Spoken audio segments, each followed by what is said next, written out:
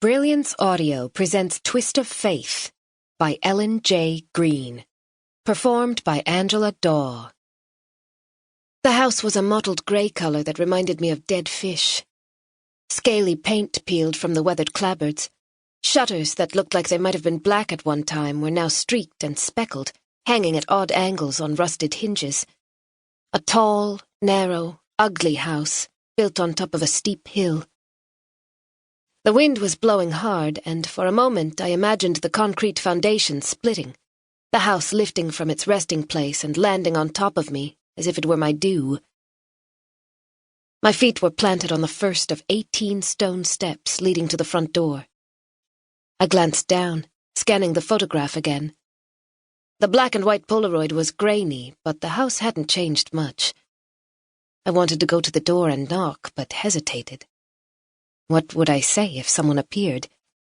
It would be easier if someone opened the front door, noticed me lingering, but the windows were dark, though the sun was just a splash of colour in the western horizon. I gulped the last of the cold coffee in the cardboard cup and climbed the steps. Curtains in a ground-floor window were parted, so I cupped my hands and peered inside. The glass was spotted with grime and offered only a shadowed view of an empty living room. A voice startled me. "Can I help you?" A woman stood at the bottom of the steps, her swaddled grey hair peeking out above a scarf, her hands stuffed deep in her coat pockets. "Oh, I was looking for the owner, but it doesn't look like anyone is home. Do you live here, in this neighborhood?" I walked down the stone steps to meet her.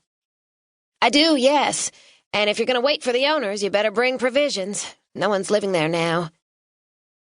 Her thin lips moved upward to a hesitant smile. What did you need?" "Has it been empty long?" 6 months with no tenants. I live next to the eyesore, so I know. Ought to just knock it down, I say. Why, are you interested in renting it?" "No, I was doing research." "What, is it the anniversary already?" She pulled her scarf down a bit and cocked her head to the side. "Well, that can't be for another couple of months yet." "Anniversary?" "The murders. Isn't that what you're researching?" "No, House is owned by a development company now." She shrugged.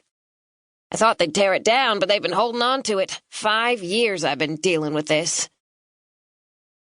I'd been backing up little by little as she spoke, unaware that the sidewalk dipped behind me. I lost my balance, and the Polaroid slipped from my fingers. I leaned down and grabbed it, but not before she got a glimpse.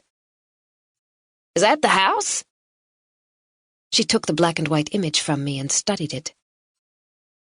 I thought about Claire, the woman who'd adopted me, who'd raised me for 22 years.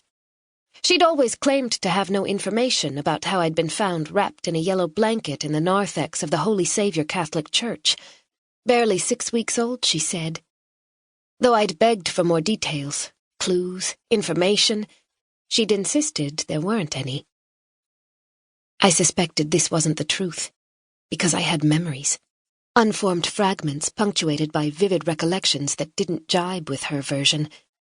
It was the ongoing mystery of my life, a project never finished. I'd stumbled and fallen through my teenage years and young adulthood trying to sort it all out. Who had abandoned me? Why? And when? When asking questions didn't help, I resorted to anger, manipulation, and, lately, alcohol, to try and forget.